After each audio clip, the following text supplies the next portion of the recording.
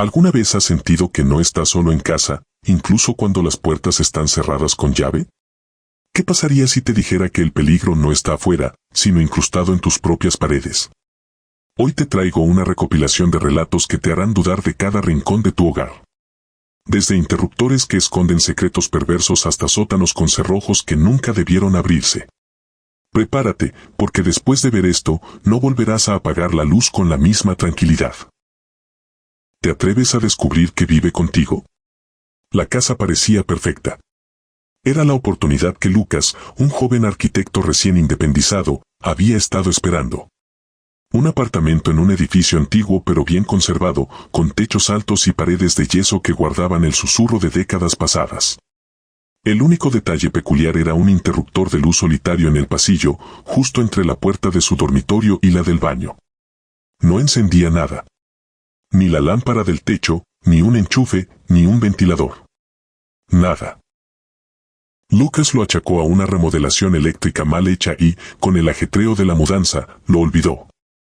Pero la curiosidad es una semilla que germina en la quietud. Durante meses, cada vez que pasaba por el estrecho pasillo, su dedo se posaba sobre el interruptor inútil. Clic. Silencio. Clic. Nada.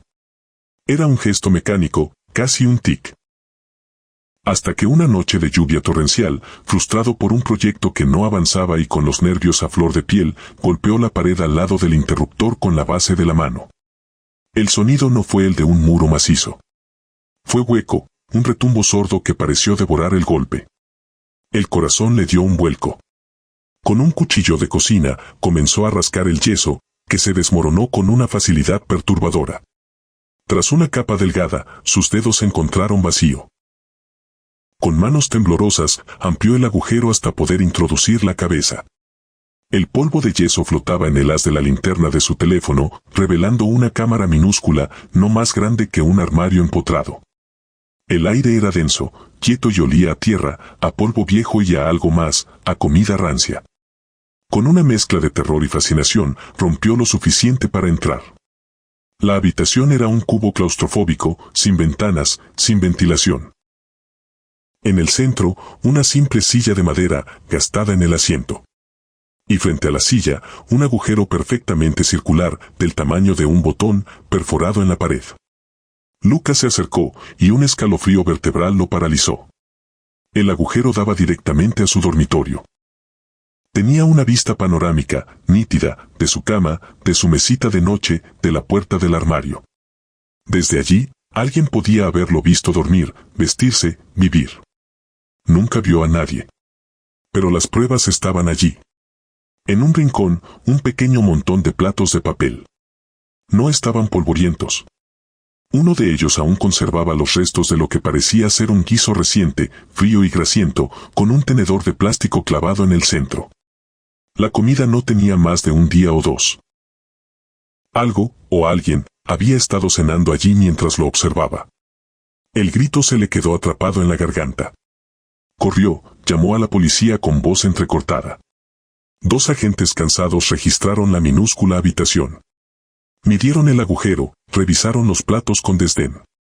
Probablemente sean de algún vagabundo que encontró cómo colarse antes de que usted se mudara, dijo uno, tomando nota sin mucho interés. No hay signos de entrada forzada ahora. Le aconsejamos que tape el hueco y cambie la cerradura de la puerta principal. Se fueron, y su racionalidad se fue con ellos. Lucas tapó el agujero con una tabla gruesa y tornillos. Pero las señales no cesaron. Era la sensación, abrumadora al regresar del trabajo, de que el aire en el pasillo estaba más frío cerca de la pared sellada. Era el interruptor inútil que, una mañana, encontró en la posición de encendido, a pesar de que él juraría haberlo dejado apagado.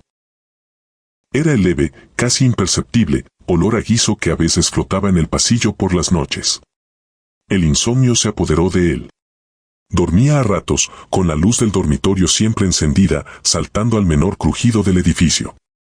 Empezó a filmar su propio pasillo con una cámara antigua, revisando las grabaciones con ojos inyectados en sangre. Nunca veía nada concluyente, pero una noche, en un fotograma borroso de las 3:17 de la mañana. La sombra proyectada en el pasillo parecía tener una forma incorrecta, como si algo, o alguien, estuviera parado demasiado cerca de la pared sellada. Ya no se sentía como un hombre en su casa. Se sentía como un espécimen en una vitrina, un actor en un escenario cuyo único espectador era una sombra con hambre. La policía no creería en sombras ni en olores. La lógica se había agotado. Una fría mañana de martes, con el cuerpo pesado por la falta de sueño y el alma carcomida por el miedo, Lucas tomó la única decisión que le quedaba. Empacó lo esencial en 2 maletas. No miró hacia el pasillo al salir.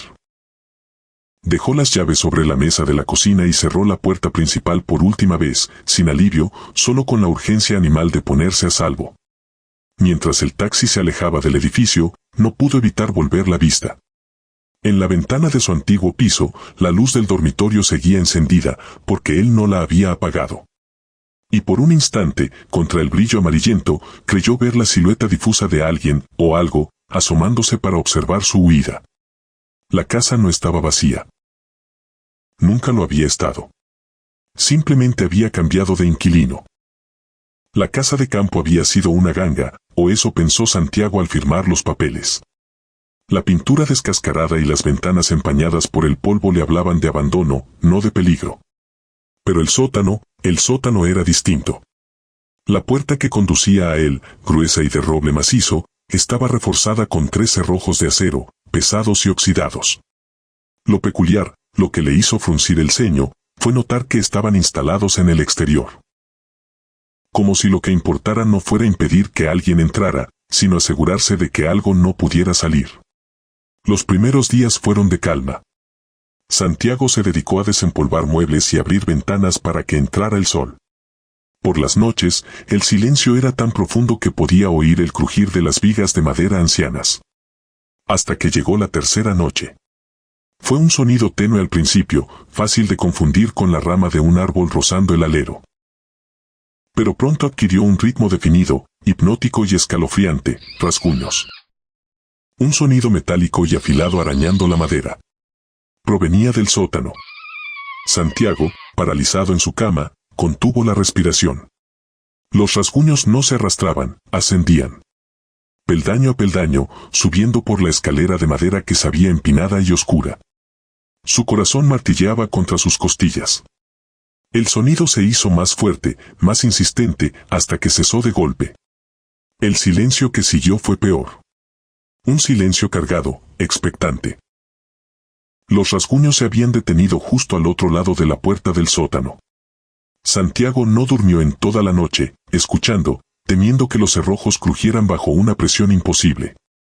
Con la luz del día, el valor regresó, teñido de una curiosidad malsana. Tomó una linterna y, con mano temblorosa, abrió el primero de los pesados cerrojos. El chirrido del metal le erizó la piel.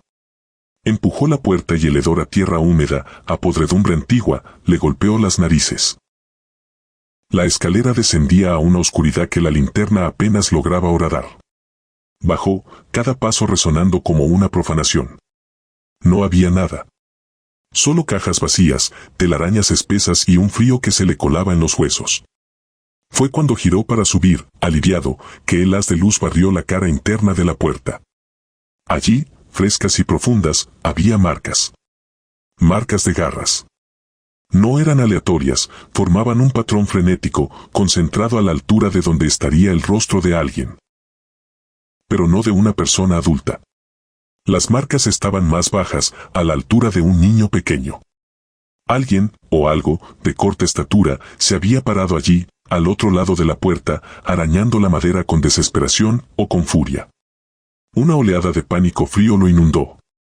No eran marcas para entrar. Eran marcas hechas desde dentro, intentando salir. De repente, el propósito de los cerrojos exteriores adquirió un significado horrible y claro. Santiago subió las escaleras de 2 en 2 y cerró la puerta de un portazo. Los cerrojos volvieron a su lugar con un sonido final y siniestro. No podía irse. Había invertido todos sus ahorros en esa maldita casa. La lógica, débil y temblorosa, le susurró que podía sellarla.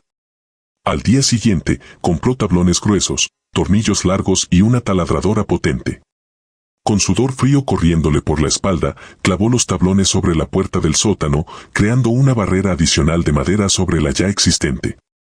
Cada martillazo resonaba en el vacío de la casa y le parecía escuchar, desde las profundidades, un silencio atento y resentido. Pero la noche siguiente, los rasguños volvieron. Y eran más fuertes. Ya no eran el sonido tímido de la primera vez. Ahora eran desgarrones vigorosos, brutales, que hacían vibrar los tablones recién puestos. Subían por la escalera con una velocidad y una determinación aterradoras, deteniéndose justo al otro lado de su nueva barrera. Santiago, acurrucado en su cama del piso superior, se tapaba los oídos, pero el sonido se filtraba, implacable. Podía sentir la furia en cada arañazo, una rabia que prometía no ser contenida por mucho tiempo más. Las noches se convirtieron en una tortura. Los rasguños no solo eran más fuertes, sino que empezaron a acompañarse de otros sonidos. Un arrastre lento por los peldaños, un golpeteo leve pero constante contra la madera de la puerta, como si alguien probara su punto más débil. Y una vez, en el límite del sueño y el terror, Santiago juró haber escuchado un susurro áspero y quebrado, una sola palabra arrastrada desde las sombras: sal. La paranoia se apoderó de él. Dejó de bajar al primer piso por las noches. Veía sombras moverse en los rincones de su visión periférica. El aire en la casa se volvió pesado, opresivo, siempre frío a pesar de la calefacción. Los tablones de la puerta, orgullosos y nuevos, empezaron a mostrar sus propias marcas, astillas levantadas y largos surcos superficiales, como si las garras del sótano ahora arañaran también desde el otro lado de la madera. La gota que colmó el vaso fue la mañana en que encontró, en el suelo del pasillo frente al sótano sellado, un montoncito de serrín fresco, cayendo desde los nuevos agujeros que se estaban abriendo en los tablones. Algo estaba taladrando la madera, pacientemente, desde dentro. Ya no había lógica que valiera, ni ahorros que proteger. El miedo puro, viscoso y paralizante, tomó el mando. Empacó una maleta con lo esencial esa misma tarde, con la luz del sol aún alta.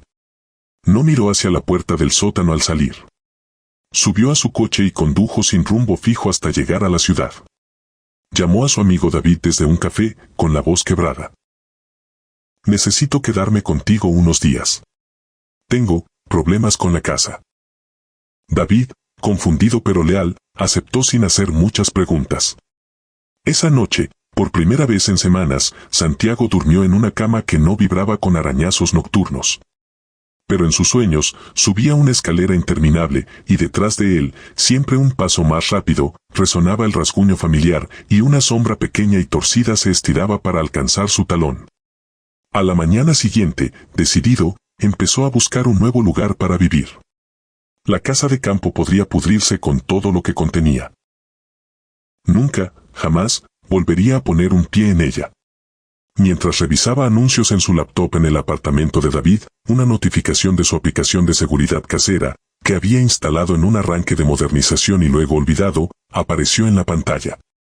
Era una alerta de movimiento, captada por la cámara que apuntaba al pasillo de la planta baja. Con un presentimiento glacial, hizo clic. El video era de la noche anterior, horas después de haber salido. Mostraba el pasillo vacío, iluminado por la luz nocturna que había dejado encendida.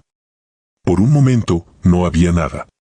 Entonces, con un sonido sordo que la cámara captó débilmente, uno de los tablones de la puerta del sótano se combó hacia afuera, como si hubiera cedido a una presión enorme. No se rompió, pero se abrió una rendija oscura. Y de esa rendija, lenta y deliberadamente, surgió una mano pequeña, de dedos anormalmente largos y terminados en uñas negras y afiladas. La mano se aferró al borde del tablón, y luego fue seguida por un brazo delgado y pálido. La cámara no captó más, porque el ángulo no permitía ver hacia el suelo. Pero sí captó el sonido, claro y nítido, un suspiro profundo, de alivio o de hambre, y luego el clic de unas uñas contra el suelo de madera del pasillo. Santiago cerró la laptop de golpe, el corazón desbocado. No había sellado nada. Solo lo había retrasado. Y ahora, lo que sea que vivía en el sótano, estaba suelto. Y él había sido quien, al irse, había dejado la casa vacía y lista para ser reclamada. La pregunta que ahora le quemaba la mente, mientras miraba con terror la puerta del apartamento de su amigo, era una sola, ¿las cerraduras aquí también estaban instaladas por fuera? La decisión de remodelar el cuarto de Leo, su hijo de 7 años, había sido impulsada por el más mundano de los motivos, una mancha de humedad en la esquina que el yeso no podía ocultar. Elena, con sus guantes de látex y su espátula, comenzó a desprender el papel tapiz, aquel estampado de cohetes espaciales que el niño ya consideraba infantil. El trabajo era tedioso, el aire se llenaba de un polvillo dulzón a pegamento viejo. Pero cuando la primera tira se dio con un susurro rasposo, el aliento se le heló en los pulmones. Detrás del papel, no había una pared lisa. Había un mural. No era un dibujo infantil, ni un grafiti descuidado. Era una obra meticulosa, obsesiva, pintada directamente sobre el yeso con un pigmento negro y mate que parecía absorber la luz de la lámpara portátil. Figuras humanoides, altas y desgarbadas, se alineaban en lo que parecía ser una procesión silenciosa. No tenían rostros. Donde deberían estar sus caras, solo había un vacío plano y perturbador. Pero todas, sin excepción, estaban orientadas hacia el centro exacto de la habitación, y sus largos dedos espectrales apuntaban unánimes hacia ese punto, como agujas de una brújula señalando el norte de una pesadilla. Una oleada de frío recorrió la espalda de Elena. No era el frío de la humedad, sino algo más profundo, visceral. Con manos temblorosas, llamó a su marido, David. Él, escéptico por naturaleza, palideció al verlo. Algún desquiciado de la familia anterior, murmuró, intentando racionalizar lo irracional. Decidieron cubrirlo. Era la solución lógica. Compraron una pintura blanca de la mejor calidad, de esas que prometen cubrir todo en una sola mano. Elena aplicó la primera capa con brocha ancha, cubriendo las siluetas negras con decisión. La pintura blanca, fresca y brillante, parecía triunfar. Pero a la mañana siguiente, cuando entró a ver el resultado, un grito ahogado se le escapó. La pintura había secado, pero no de manera uniforme. Sobre el fondo blanco lechoso, habían surgido manchas, sombras húmedas que no se habían disipado. Y esas manchas no eran aleatorias. Formaban siluetas nítidas, espeluznantemente detalladas, de manos abiertas. Decenas de ellas, superpuestas a las figuras originales, como si estuvieran aplastadas contra el otro lado de la pared, intentando salir. Las palmas miraban hacia el centro de la habitación, los dedos se curvaban en un gesto que podía ser de súplica o de acusación. El pánico, ahora frío y metódico, se apoderó de Elena. Pintó otra capa. Y otra. Cada vez que la pintura se secaba, las manos reaparecían, a veces más definidas, mostrando incluso las líneas de la palma y las articulaciones de los dedos. Era como si la pared sudara recuerdos en forma de extremidades. Fue entonces cuando, en el supermercado, se encontró con el viejo Andrés, el vecino del número 12, que vivía allí desde hacía 40 años.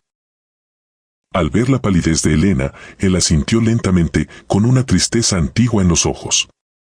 La familia Hidalgo, comenzó, bajando la voz aunque estaban solos en el pasillo de los enlatados.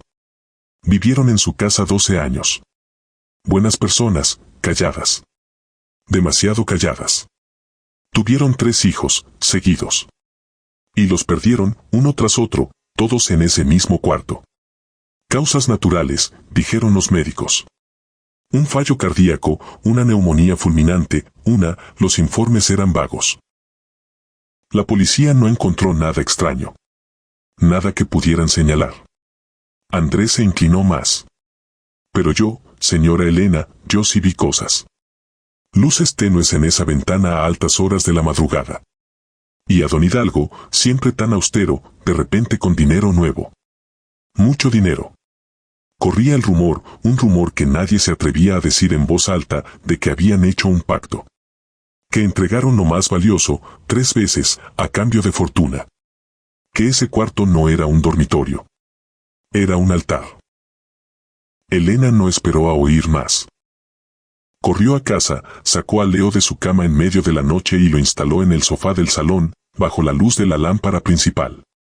Al día siguiente, David, ahora convencido por el terror puro en los ojos de su esposa, ayudó a sellar la habitación. No fue suficiente con tapiar la puerta. Colocaron planchas de madera contrachapada gruesa sobre el marco, luego una lámina de plástico hermético, y finalmente clavaron estanterías pesadas llenas de libros viejos frente a todo ello. La habitación del mural dejó de existir, convertida en un tumor sellado dentro de la casa sana. Durante unas semanas, la paz regresó, frágil pero tangible. Hasta que una noche, mientras Elena inspeccionaba con una linterna la junta sellada de la puerta, lo oyó. No era un sonido fuerte. Era un susurro de risas, agudas y múltiples, como de varios niños. No venían del interior de la habitación sellada. Sonaban más lejos, más hondo. Venían de detrás de la pared. De dentro de la propia estructura de la casa. Las risas eran juguetonas, pero carecían de toda calidez, como el tintineo de cristales rotos. A veces, en el silencio absoluto de la madrugada, creía oír también un rasguño lento, paciente, como si algo con uñas largas y finas estuviera recorriendo el otro lado del yeso, desde dentro, siguiendo el perímetro exacto del cuarto sellado. Elena ya no duerme. Pasa las noches sentada frente a la estantería barrera, con los ojos fijos en la madera, escuchando. Leo ha comenzado a hablar en sueños. Susurra sobre los señores del muro y el juego del centro. Y esta mañana, Elena encontró en el cuaderno de dibujo de su hijo un boceto hecho con crayón negro. Es una figura alta, sin rostro, señalando con un dedo largo hacia el centro de la página. Y alrededor, como un marco, docenas de pequeñas manos blancas. Todas las palmas miran hacia ese mismo punto. El punto exacto, calcula Elena con un escalofrío que le parte el alma, donde estaría el centro de la habitación sellada. La primera noche que pasó en el estudio alquilado, Leo supo que había cometido un error. El aire olía a polvo viejo y a humedad encapsulada, y el silbido de las tuberías en las paredes sonaba como susurros entrecortados. El precio, sin embargo, había sido irresistible para un estudiante de primer año de arquitectura con un presupuesto más ajustado que sus planos. El casero, un hombre de mirada evasiva y manos inquietas, le había entregado las llaves con una advertencia velada. El armario del dormitorio está un poco torcido. Mejor no te metas mucho ahí. Pero Leo era meticuloso. El desorden le producía una comezón mental imposible de ignorar. Al tercer día, armado con trapos y lejía, decidió enfrentar el closet. Tras sacar una pila de cajas de cartón mohosas y una lámpara de araña cubierta de telarañas, sus dedos encontraron, en el panel trasero de madera contrachapada, una irregularidad. No era un nudo de la madera. Era un borde recto, casi perfecto. Presionó y el panel cedió con un crujido seco, revelando una apertura cuadrada de unos 60 centímetros en el suelo y una escalera de metal oxidada que se perdía en una oscuridad absoluta. Una corriente de aire frío y rancio subió hasta él. Era una trampilla, y la escalera descendía a lo que parecía ser un túnel bajo y estrecho. Recordó vagamente los planos de edificios antiguos que había estudiado. Algunos tenían pasillos de servicio para fontaneros y electricistas, redes arteriales que conectaban las entrañas de todos los apartamentos. Este debía ser uno de ellos. Un espacio de mantenimiento compartido. La idea le produjo un escalofrío, pero también una punzada de curiosidad de estudiante. Bajó, con el corazón latiéndole en el oído, y confirmó su teoría. El túnel, apenas lo suficientemente alto para gatear, se extendía en ambas direcciones, con tuberías y cables serpenteando por las paredes húmedas. En la penumbra, vio otras trampillas, similares a la suya, marcando el acceso a otras unidades. Durante días, intentó ignorar su descubrimiento. Tapó la abertura con una alfombra vieja. Pero las noches en el estudio eran silenciosas, demasiado silenciosas, y su mente, alimentada por el cansancio y el café barato, comenzó a jugarle trucos. Creía oír arañazos leves, como de uñas sobre metal, o el roce furtivo de algo contra el suelo de cemento del túnel. Lo atribuyó a las ratas. Hasta que llegó la cuarta noche. Leo estaba sumido en un sueño agitado, plagado de pesadillas de planos que se desintegraban, cuando un haz de luz tenue, amarillento y tembloroso, se filtró por las rendijas de la trampilla, pintando líneas fantasmales en el techo de su habitación. Se despertó de golpe, el cuerpo tenso como un alambre. La luz se movía, barriendo el suelo invisible debajo de él. Y entonces, llegó el sonido, una respiración. No era el susurro del viento en los conductos. Era una inhalación y exhalación profunda, rítmica, pero con un silbido húmedo al final, como si los pulmones estuvieran llenos de líquido. El miedo lo paralizó, pero una fuerza mayor, primitiva y llena de pánico, lo impulsó a arrastrarse fuera de la cama y a acercarse sigilosamente a la rendija más ancha. El olor a podrido y a tierra húmeda era ahora abrumador. Apretó un ojo contra la abertura. Allí abajo, en el túnel iluminado por una linterna que descansaba en el suelo, había una figura. Era delgada, escuálida, vestida con harapos que alguna vez pudieron ser overoles. Se arrastraba con una lentitud agonizante, arrastrando el torso con los brazos. Leo contuvo la respiración. La criatura, porque en ese momento su mente empezó a rechazar la palabra hombre, se detuvo justo debajo de él. Lentamente, como si sintiera el peso de su mirada, giró la cabeza hacia arriba. La luz de la linterna iluminó su rostro desde abajo, proyectando sombras grotescas. La piel era de un color ceniciento, tirante sobre los huesos de la cara. Pero fueron los ojos lo que le hizo a Leo tragar saliva con un sonido seco que le pareció ensordecedor. No tenía ni iris, ni pupila, ni esclerótica blanca. Eran dos orificios profundos y oscuros, como pozos de tinta, que reflejaban la luz de la linterna con un brillo animal, vidrioso. Y entonces, la criatura extendió una mano para empujarse hacia adelante. No era una mano. Los dedos eran largos y delgados, terminados en unas garras negras y curvadas, afiladas como dagas, que raspaban el cemento con un chirrido que le erizó el vello de la nuca a Leo. Lo mismo ocurría con los pies, o lo que quedaba de ellos, que más que empujar, parecían arañar el suelo para impulsar aquel cuerpo demacrado. Leo retrocedió, alejándose de la trampilla como si estuviera electrificado.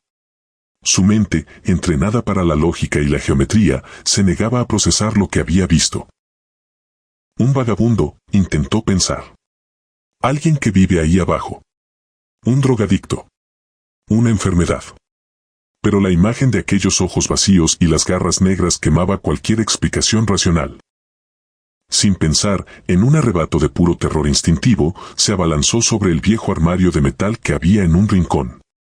Con una fuerza que no sabía que tenía, arrastró el pesado mueble centímetro a centímetro, sudando y jadeando, hasta que lo colocó directamente sobre la trampilla. El metal chirrió contra la madera. Luego apiló encima todas sus cajas de libros de texto, su maleta vacía, cualquier cosa que tuviera peso. Una barricada precaria, pero tangible. Exhausto, se desplomó en la cama, temblando. El túnel quedó en silencio. La luz había desaparecido. Durante una hora, solo hubo quietud. Leo empezó a creer que tal vez lo había imaginado todo, que el estrés y el insomnio lo habían traicionado. Entonces, llegó el primer golpe. Fue un impacto sordo y sólido contra la parte inferior de la trampilla. La madera crujió. Las cajas encima del armario se estremecieron. Leo se incorporó de un salto, el corazón desbocado. Silencio de nuevo. Y luego, otro. Más fuerte esta vez. No era un golpe aleatorio. Era deliberado. Medido. Como si alguien, o algo, estuviera probando la resistencia de la madera. Leo se quedó inmóvil, congelado en la cama, mirando fijamente la barricada en la penumbra. Los golpes no cesaron. Se volvieron rítmicos, persistentes. No eran rápidos ni frenéticos. Eran pacientes, insidiosos. Entre golpe y golpe, podía escuchar, o creía escuchar, el mismo sonido de respiración húmeda y silbante. Pasó la noche entera acurrucado en un rincón, lejos de la trampilla, viendo cómo el armario se movía ligeramente con cada impacto. No era lo suficientemente fuerte como para derribarlo, no todavía. Pero el mensaje era claro, y Leo lo entendió con una certeza que le heló la sangre. La cosa del túnel sabía que él la había visto. Y ahora sabía exactamente dónde vivía. Al amanecer, los golpes cesaron. Leo, con los ojos inyectados en sangre y los nervios hechos trizas, llamó al casero. La voz del hombre al otro lado de la línea fue fría, cortante. Los ruidos en las paredes son normales en un edificio antiguo. Y esa trampilla debe permanecer cerrada, es una norma del edificio. No vuelva a abrirla. Colgó antes de que Leo pudiera mencionar los ojos o las garras. Esa segunda noche, los golpes comenzaron antes de la medianoche. Esta vez, no eran solo impactos. Era un sonido nuevo, más horrible, un arañazo lento y metódico. Como si aquellas garras negras estuvieran escarbando la madera, pulgada a pulgada, probando su grosor, buscando una grieta, una debilidad. Leo encendió todas las luces, puso música a todo volumen, pero el sonido atravesaba el ruido, un ruido de fondo siniestro y personal, dirigido solo a él. Al tercer día, Leo notó algo en la madera de la trampilla, alrededor de los bordes. Un residuo oscuro, pegajoso, como un alquitrán frío. Se acercó a olfatearlo, movido por un impulso estúpido de estudiante, y un olor a dulzura putrefacta, a carne en descomposición y a tierra de cementerio, le hizo retroceder náuseas. La cosa no solo estaba intentando entrar. Estaba dejando una marca. Una firma. Ahora, Leo ya no duerme. Se sienta de espaldas a la pared más alejada, con la mirada fija en el armario que se convirtió en su frágil línea de defensa. Los golpes y arañazos son ahora la banda sonora constante de sus noches. Sabe, con la misma certeza con la que sabe que el sol saldrá por la mañana, que es solo cuestión de tiempo. La paciencia de la criatura es infinita. La madera vieja y el metal oxidado, no. A veces, en los momentos de silencio entre los arañazos, cree oír algo más. No un golpe, ni un rasguño. Sino un sonido suave, húmedo. Como de unos labios agrietados susurrando muy cerca de la rendija, repitiendo una palabra que no logra distinguir, pero cuyo ritmo siniestro se repite una y otra vez en su mente, mezclándose con el sonido de aquella respiración imposible. Y lo peor, lo que realmente está erosionando su cordura, es la duda que ha comenzado a germinar en lo más profundo de su ser. Una duda monstruosa. Porque si aquella cosa vive en los túneles que conectan todos los apartamentos, ¿cuántas otras trampillas hay en el edificio? ¿Y cuántas de ellas tienen solo un armario torcido, o una alfombra vieja, como única protección? El jardín de la casa victoriana en las afueras de Londres parecía salido de un sueño. O quizás, como descubriríamos después, de una pesadilla. Mi esposa Clara y yo lo compramos en otoño, atraídos por el follaje dorado y, sobre todo, por las 12 estatuas de ángeles que custodiaban el perímetro. Eran figuras pálidas de mármol desgastado, con alas plegadas y rostros serenos, algunas con los ojos bajos en actitud piadosa, otras mirando al cielo con expresión beatífica. El agente inmobiliario nos dijo que eran un toque encantador del siglo XIX. No mencionó que fueran inquilinos. Los primeros días fueron idílicos. Disfrutábamos del té en la glorieta mientras el sol poniente bañaba de ámbar las caras de piedra. Fue Clara quien notó el primer detalle extraño. Una mañana, mientras desayunaba frente a la ventana de la cocina, comentó con una risa nerviosa, ¿no te parece que el ángel del rosal nos mira más directamente hoy? Le resté importancia. La luz, querida. Juega con las sombras. Pero al día siguiente, yo mismo lo vi. El ángel número 3, al que habíamos bautizado como Gabriel por su postura majestuosa, tenía la cabeza ligeramente girada hacia la casa. Sus ojos vacíos, tallados como huecos sombríos, parecían fijos en nuestra ventana. Medí la distancia con un hilo atado a la base.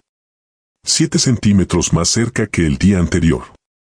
Instalé cámaras. 4 dispositivos de alta definición con visión nocturna, apuntando a diferentes sectores del jardín. Clara pensó que estaba siendo paranoico. Son estatuas, Edward.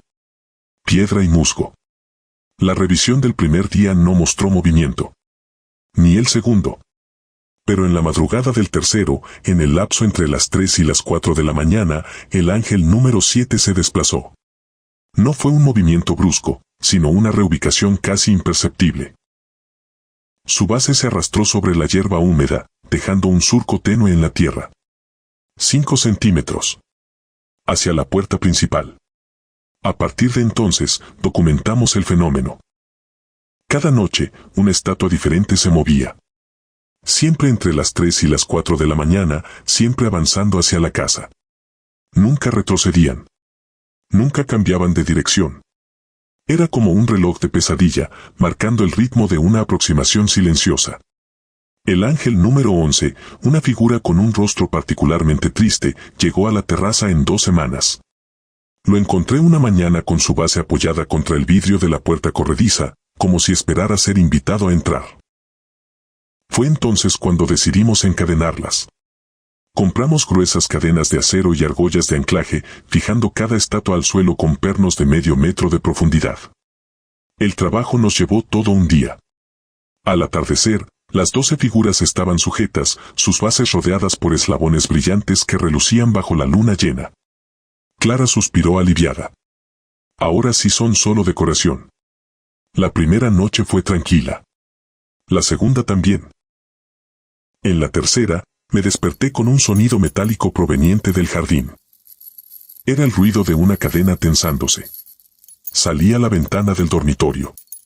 La luna, casi llena, bañaba el jardín con una luz lechosa. El ángel número 5, una figura con las manos extendidas como en ofrenda, estaba inclinado hacia adelante. La cadena que lo sujetaba estaba rígida, vibrando levemente. Vi cómo sus dedos de piedra se curvaban ligeramente, agarrando el aire. No se movió más esa noche, pero al amanecer, descubrimos que todas las cadenas estaban tensas. Cada estatua había forcejeado contra su sujeción, avanzando unos milímetros, arrastrando los pernos de anclaje en la tierra. Llamamos a un sacerdote. El padre Matthews, un hombre anciano con ojos bondadosos, recorrió el jardín con un rosario en la mano. Al llegar al ángel número 9, una figura con las alas desplegadas, palideció. «Esto no es trabajo del Señor», murmuró. Nos contó que la casa había pertenecido a un escultor del siglo XIX, conocido como Gideon, obsesionado con capturar el momento exacto en que un ángel decide dejar de ser benigno. Gideon desapareció en 1891. Solo encontraron sus herramientas y 13 bloques de mármol sin tallar. Nunca hubo 12 ángeles terminados en los registros. 12, repitió Clara, pálida. Pero nosotros tenemos 12. El sacerdote nos miró con lástima. Uno de ellos no es una estatua. Esa noche, las cadenas cantaron. Un coro metálico de crujidos y estiramientos que resonó en toda la casa. Desde la ventana, vi cómo las figuras se inclinaban hacia adelante, una por una, como flores siguiendo al sol. Pero no era el sol lo que seguían. Sus cabezas giradas estaban todas orientadas hacia la ventana de la cocina, donde Clara y yo los observábamos, paralizados. La cadena del ángel número 2, la más cercana a la casa, se rompió con un chasquido seco. La figura avanzó medio metro antes de que amaneciera. Hoy, mientras escribo esto, son las 3:17 de la mañana. Las cadenas suenan como campanas fúnebres.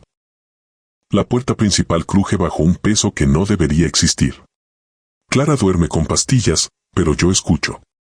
Escucho el arrastre lento sobre la madera del porche.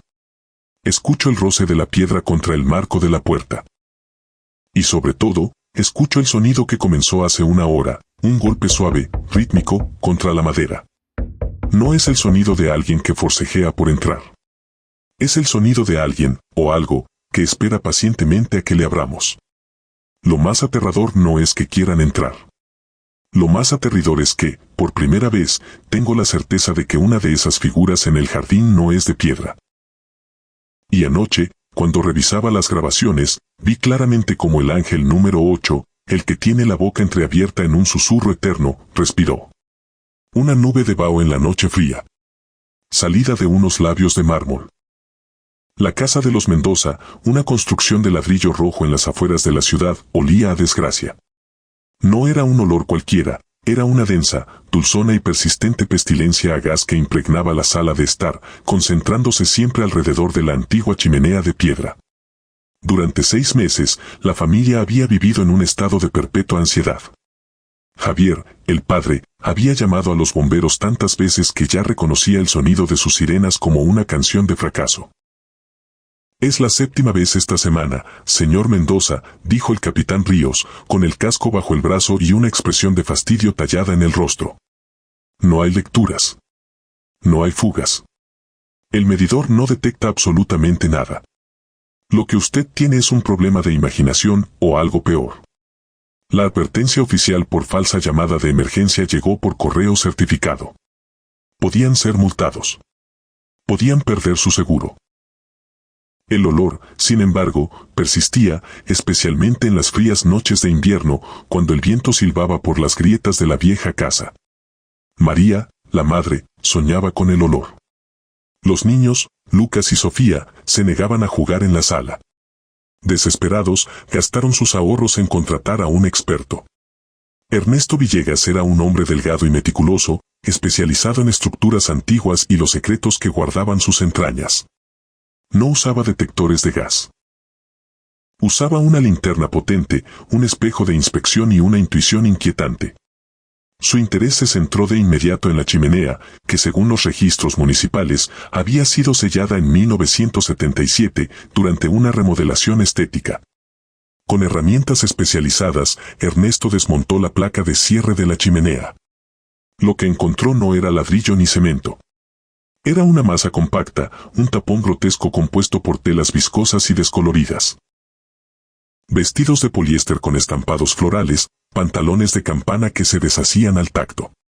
Y entre las telas, enredados como raíces siniestras, había mechones de cabello humano.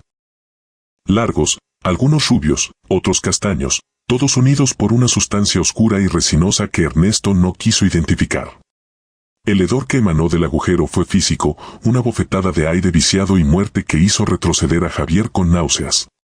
«Esto no es un sellado», murmuró Ernesto, pálido. «Esto es un entierro». Un equipo de limpieza especializado, con trajes de riesgo biológico, extrajo la masa. Sacaron kilos de ropa de los 72 bolsas selladas de cabello. Bajo todo eso, el conducto de la chimenea estaba limpio y despejado, conduciendo al tejado. Con la obstrucción removida, el aire de la sala se aclaró milagrosamente. El olor a gas desapareció por completo. Los Mendoza respiraron aliviados, creyendo que la pesadilla había terminado. Pagaron a Ernesto, quien se fue con una advertencia susurrada: «Tengan cuidado con lo que ha estado respirando aquí». La primera noche de verdadero frío llegó una semana después. Javier, tiritando, se acercó al termostato de la calefacción central, cuyo conducto principal compartía un muro con la vieja chimenea. Con un clic, el sistema de aire forzado cobró vida con un ronroneo. Y entonces, desde la rejilla de ventilación en el suelo de la sala, surgió la voz. No era un susurro. Era un hilo de sonido claro, femenino y terriblemente cercano, como si alguien estuviera hablando justo debajo de las tablas del piso. Cantaba, con una melodía de los 70, desentonada y arrastrada. «Y el amor que me juraste, se lo llevó la chimenea». El silencio que siguió fue más aterrador que el canto. La familia se quedó congelada, mirando la rejilla de metal. Sofía, la menor, rompió a llorar. «Fue la tubería», balbuceó Javier, sudando. La presión del aire, un efecto extraño. Pero ocurrió de nuevo la noche siguiente. Y la siguiente. Siempre que la calefacción se encendía, la voz emergía. A veces cantaba. A veces hablaba. Fragmentos en español, pero con un acento antiguo, local. «Hace frío aquí, tan frío. ¿Por qué me taparon la salida?» Él dijo que era por mi pelo, que siempre se enredaba en todo, asterisco. María investigó. En la biblioteca local, en viejos periódicos microfilmados, encontró una breve nota de 1976. Desaparece joven esposa. Elena Rivas, de 24 años, fue reportada como desaparecida por su esposo, el constructor Alonso Rivas. La señora Rivas fue vista por última vez en su casa de la calle Robles, donde la pareja realizaba remodelaciones. No se sospecha del señor Rivas, según las autoridades. La dirección era la suya. Alonso Rivas había sido quien selló la chimenea. El horror cristalizó. No era gas. Era el aliento de la descomposición, filtrado durante décadas a través de la ropa y el cabello de una mujer, confundiéndose con el olor a metano. Y ahora, con el conducto abierto y el flujo de aire caliente circulando por los mismos espacios donde su cuerpo debió de quedar atrapado, algo de ella se había liberado. No un fantasma, sino un eco, una memoria impregnada en la propia estructura de la casa, activada por el calor y el movimiento del aire. Decidieron no encender más la calefacción. Vivían abrigados, congelándose, escuchando los crujidos de la casa. Pero una noche particularmente gélida, el termostato programable, defectuoso, se activó por sí solo a las 3 de la mañana. El rugido del horno los despertó. Y luego, la voz.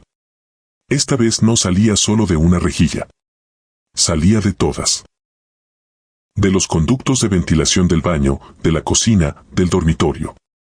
Un coro de un solo susurro, furioso y desesperado, llenando cada habitación con un sonido helado que no era de este mundo. Ya tengo calor. Ahora quiero salir.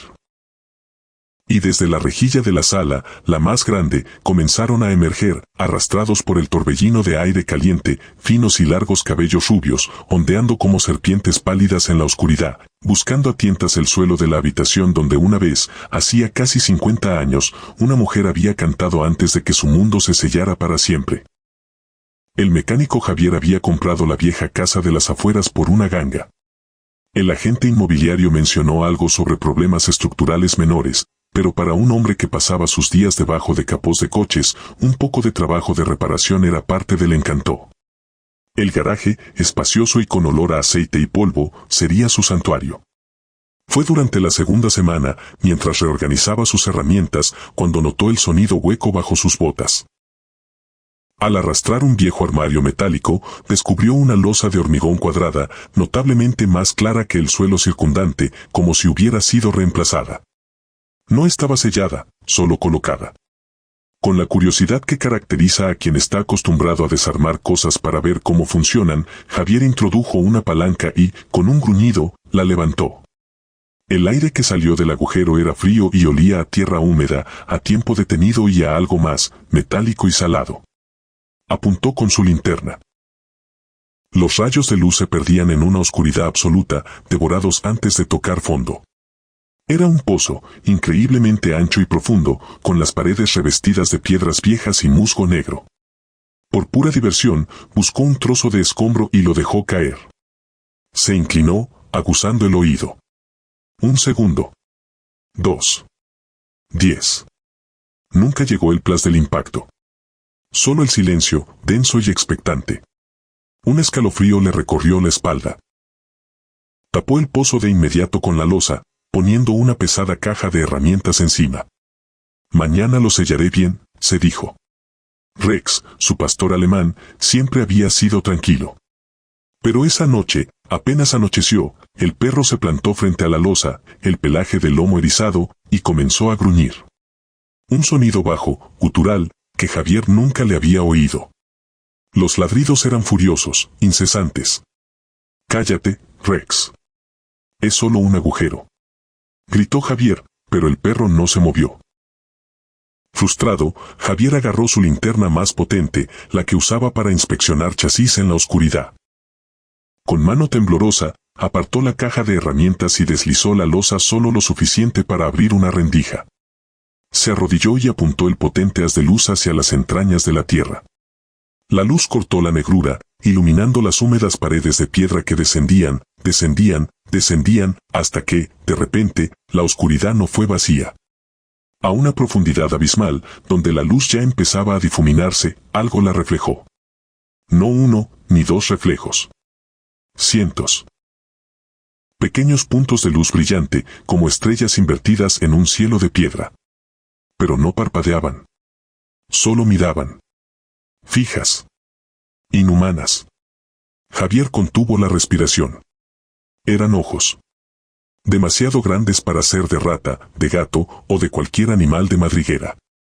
El patrón era irregular, algunos más juntos, otros más separados, pero todos orientados hacia arriba, hacia la rendija de luz, hacia él. No hubo movimiento, solo esa observación silenciosa y colectiva desde las profundidades. Retiró la linterna como si le hubiera quemado. Su corazón martilleaba contra sus costillas. Con un movimiento brusco, volvió a colocar la losa y se sentó sobre ella, temblando. Rex había enmudecido, acurrucado en un rincón, gimiendo suavemente. Al día siguiente, el miedo se había solidificado en determinación. Javier no era un hombre de fantasías, era un hombre de metal y tuercas. Usó sus ahorros para comprar una gruesa placa de hierro, de 2 pulgadas de grosor. Pasó todo el día soldándola al suelo de hormigón alrededor del perímetro del pozo. Cada chispa del soplete era un exorcismo. El zumbido del soldador, un himno de racionalidad. Cuando terminó, la placa era un sarcófago metálico, frío e impasible. Arrastró su banco de trabajo encima. El pozo estaba sellado. La cosa, fuera lo que fuese, estaba atrapada. Las primeras noches fueron de un silencio agradecido. Javier empezó a dormir mejor. Rex volvió a ser su compañero juguetón. El garaje recuperó su olor a aceite y seguridad. Hasta que una madrugada, un sonido lo despertó. No era fuerte. Era un toc sordo, profundo, que más se sentía en los huesos que se escuchaba con los oídos. Venía del garaje. Descalzo, con el corazón en la garganta, Javier se acercó. No había luz. Solo el tenue resplandor de la luna filtrándose por la ventana sucia. Se quedó quieto, escuchando. La vibración recorrió la suela de sus pies. Provenía directamente de debajo de la placa de hierro. No era un golpe aleatorio. Era rítmico. Pausado. Como el latido de un corazón enorme y enterrado. O como algo enorme y enterrado golpeando. Javier encendió la luz. El banco de trabajo, pesado y macizo, estaba quieto. Pero en el aire flotaba un tenue olor a tierra mojada y a sal. Rex, en la puerta de la cocina, no entraba. Solo miraba la placa con las orejas gachas. Desde entonces, los golpes regresan. No todas las noches, pero sí cuando la casa está más quieta, en el limbo entre la medianoche y el amanecer. A veces son débiles, como un recordatorio. Otras veces son fuertes, insistentes, y Javier jura que ve como el polvo fino sobre la placa salta con cada impacto. Ha reforzado los bordes con más soldadura, ha apilado sacos de cemento encima. Nada lo silencia. Él ya no habla del pozo. Sus amigos notan que ha envejecido, que salta con los ruidos fuertes, que siempre tiene la radio del garaje a todo volumen para ahogar otros sonidos. Pero en sus ojos, cuando cree que nadie lo mira, se ve el reflejo de una luz que se hunde en la oscuridad y de cientos de puntos brillantes que miran hacia arriba. La placa de hierro está sellada. El pozo está cerrado. Pero en el silencio de la noche, mientras Javier se acurruca en su cama escuchando el débil sonido que sube a través de los cimientos, sabe la verdad más aterradora. Lo que está abajo no está golpeando para entrar. Está golpeando para salir. Y cada noche, los golpes son un poco más fuertes.